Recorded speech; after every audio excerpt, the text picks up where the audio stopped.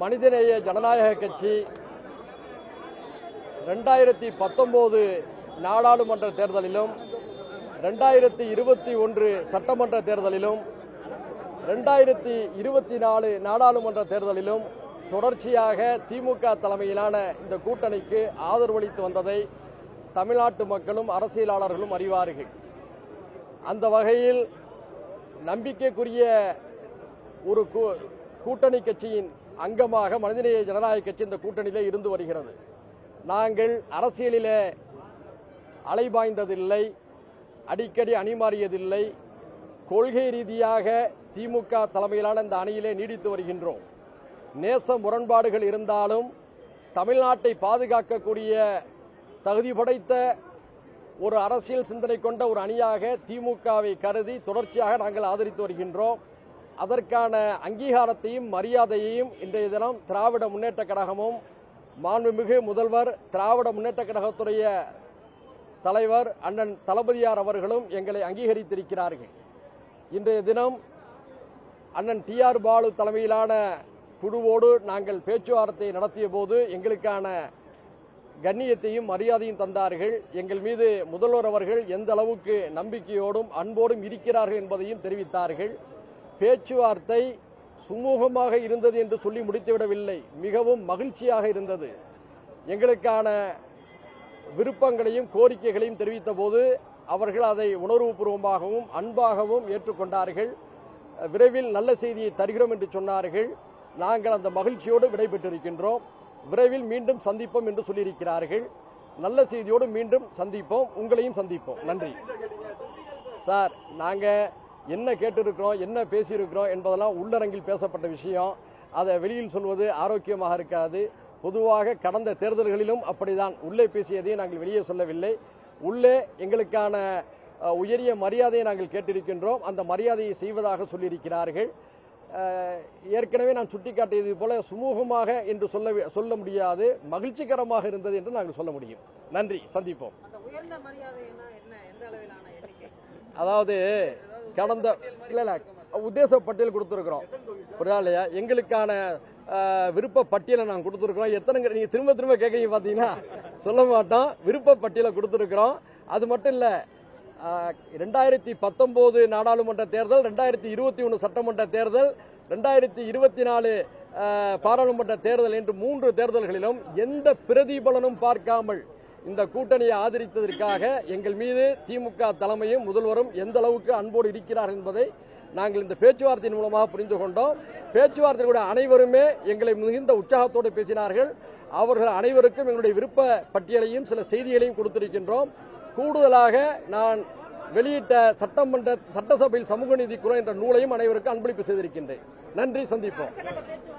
விரைவில் அளிப்பதாக சொல்லியிருக்கிறார்கள். விரைவில் நல்ல செய்தி வரும். நன்றி.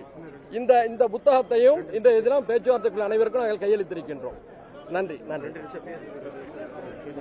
என்னது? இல்ல முடிஞ்சு, அவ்வளவுதான், டைம் இல்ல. என்னது அதாவது மிக முக்கியமான செய்தி, திமுகவை நோக்கி பல புதிய கட்சிகள் வருகின்றன.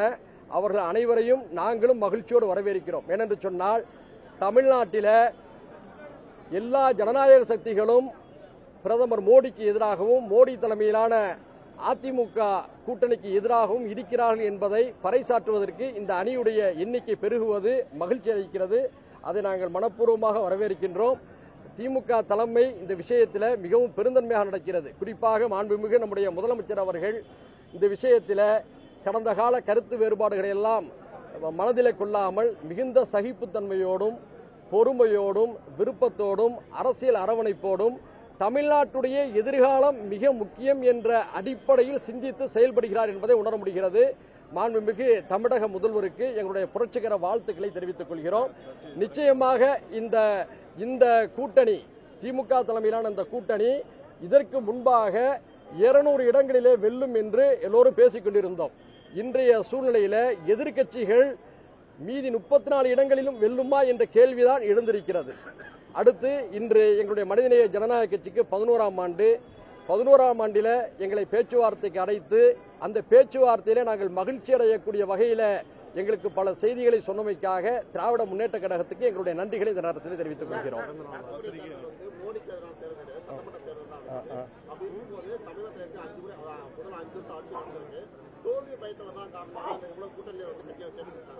அதல்ல சார், இன்றைய சூழ்நிலையில மாண்புமிகு திராவிட மாடல் அரசுடைய இந்த முதலமைச்சருடைய திறமையான சிறப்பான சாதனை மிக்க செயல்பாடுகளின் காரணமாக தனித்தே நின்றாலும் திமுக தனிப்பெரும்பான்மை பெறும் என்பதுதான் இன்றைய யதார்த்த நிலை.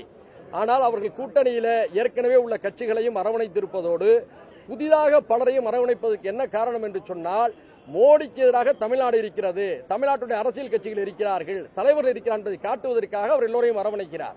இதை நீங்கள் ஒரு உயர்ந்த அரசியல் பண்பாக கருத வேண்டும். அது மட்டுமல்ல, இந்த தேர்தல் தான் திமுகவும் அதிமுகவும் நேரடியாக மோதக்கூடிய தேர்தலாக இருக்கும்.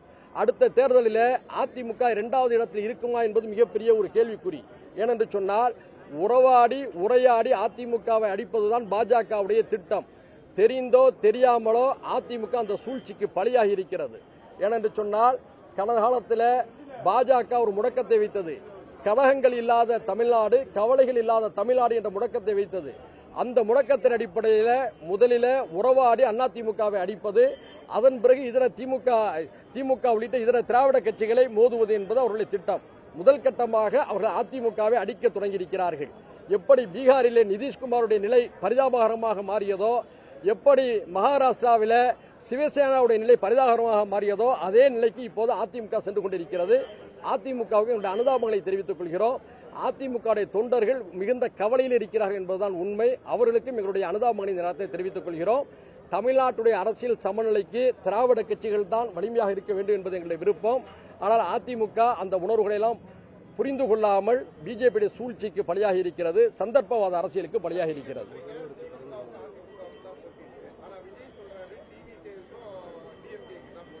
சார், விஜய் சொன்ன கருத்து நேற்று மாலை 5 மணியோட முடிஞ்சு போயிடுச்சு. என்ன காரணங்கிறது உங்க எல்லாருக்குமே தெரியும்.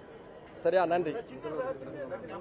மாண்புமிகு முதல்வர் அவர்களுக்கு நாளைய தினம் பிறந்த தினம். மாண்புமிகு முதல்வர் அவர்கள் 100 ஆண்டு காலம் நீடூடி சிறப்புடன் வாழ்ந்து தமிழ்நாட்டுக்கு பணி செய்ய வேண்டும் என்று மனிதநேய ஜனநாயக கட்சியின் சார்பில் முன்வாழ்த்துக்களை தெரிவித்துக் கொள்கிறோம். நன்றி. அது குறித்து இன்று மாலை எங்கள் கட்சியுடைய ஒருங்கிணைந்த செயல் திட்ட குழு கூட்டம் நடைபெறவிருக்கிறது. அதில் நாங்கள் விவாதிக்க இருக்கின்றோம். நன்றி.